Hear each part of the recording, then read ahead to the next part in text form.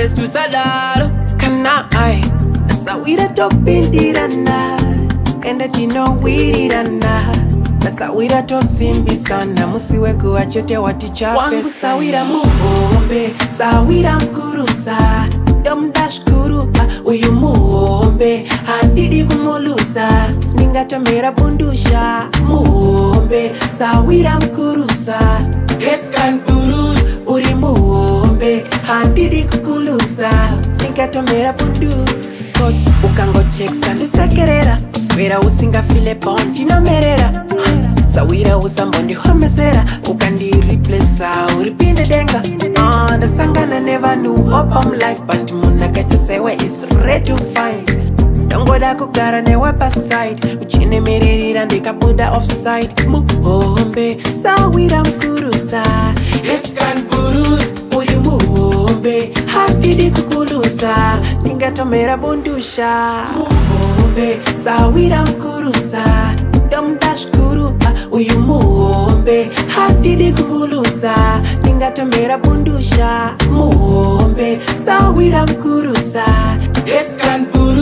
uri Muho-ombe handidi kukulusa Ndingatomera bundu pamwe pacho Sahwira unokunda ushamwari Sahwira kusanganiswa na Mwari Sahwira unaita weka body force ukaona makomane kitsisiyayi Mwari makaita zvenyu inini handishamsire but pana Sahwira makandiblessa kana muchida yenyu mpe makore akawetsekwa panyika ndidi kutamba ndega Sahwira mukurusa Ehkaa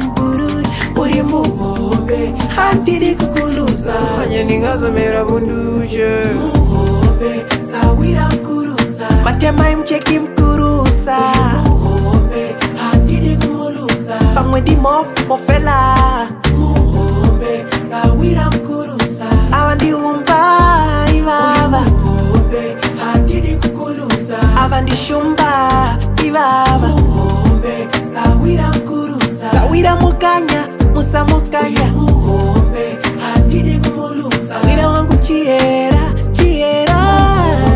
Sahwira mukurusa uwesa masango Muho-ombe handidi kukulusa moyo chirandu uri Muho-ombe Sahwira mukurusa